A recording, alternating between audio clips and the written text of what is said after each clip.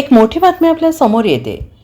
पश्चिम बंगालसह 5 राज्यातील विधानसभा निवडणुकांची तारीख जाहीर. 2 टप्प्यात मतदान, 4 मे रोजी निकाल.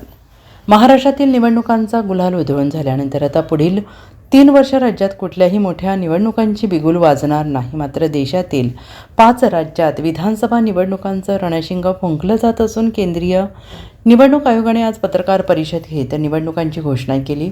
देशाचं लक्ष लागलेल्या पश्चिम बंगालसह तमिळनाडू, आसाम, पुद्दुचेरी आणि केरळ राज्यात निवडणुका होत आहेत.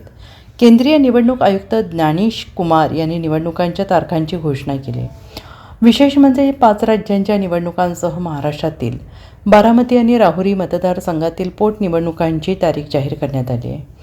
त्यानुसार पश्चिम बंगालमध्ये 2 टप्प्यात निवडणुका होत असून 23 आणि 29 एप्रिल रोजी मतदान होणार आहे.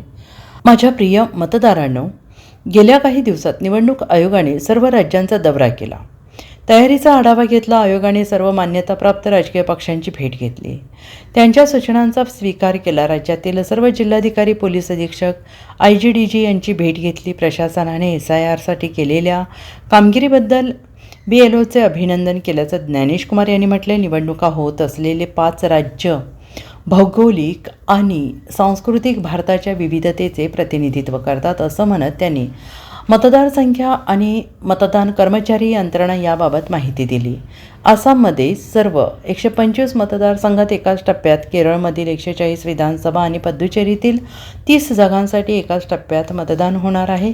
या 3ही राज्यात 9 एप्रिल रोजी मतदान आणि 4 मे रोजी मतमोजणी होणार आहे. तर तमिळनाडूतील 234 विधानसभेसाठी देखील एकाच टप्प्यात 23 एप्रिल रोजी मतदान होणार आहे. मात्र पश्चिम बंगालमधील 294 विधानसभा मतदारसंघासाठी 2 टप्प्यात 152 आणि 142 मतदारसंघात अनुक्रमे 23 आणि 29 एप्रिल मतदान होणार आहे आणि या सर्व विधानसभा निवडणुकांचे निकाल 4 मे रोजी लागणार आहेत.